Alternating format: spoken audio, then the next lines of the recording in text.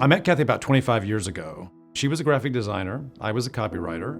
Over time, we became very, very good friends, and to the point where I think we would have considered each other best friends. Kathy was a wonderful woman. She loved people, she loved life.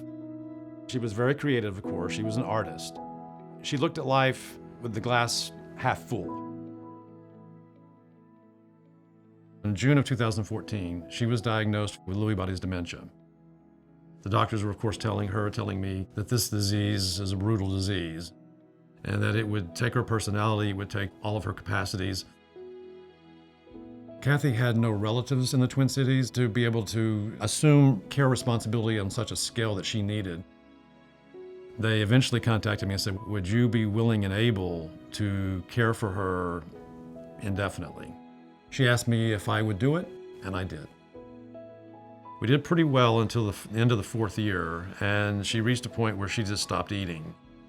Because of the nutrition issue and because she had lost so much weight, I began seeking help.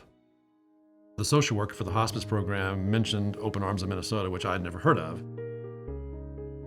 And immediately, Open Arms sort of took us in their arms like we were family, which literally became a lifesaver for Kathy. And we started getting meals for breakfast, lunch, and dinner, and snacks. I mean, Open Arms of Minnesota provided our Thanksgivings for the last 3 years of her life. We would not have had a Thanksgiving without that, or a Christmas. The meals literally brought her back to life. She began to gain weight. And she actually got to the point where she stabilized. She was able to function again physically. Her spirit revived. The last years of her life were filled with joy. The place that Open Arms occupies in a community is it fills a gap that no one else does. And it provides a human contact for those who are in the moment of losing everything that humanity is. I am a life that was changed because of the contribution of those who took the time, took the interest, were willing to share part of their humanity with Open Arms, so Open Arms could help us. This is a letter that I wrote to Open Arms of Minnesota after Kathy passed away. No words can adequately express how profoundly grateful both Kathy and I have been over the last few years.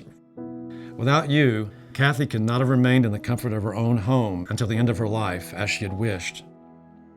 In the midst of a world in crisis, you still remembered us and reminded us week after week that we were not alone amidst our own personal crisis.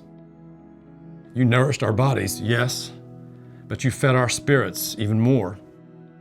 You will be sorely missed, but always fondly remembered. Grieved, but profoundly grateful. Pete, still for Kathy.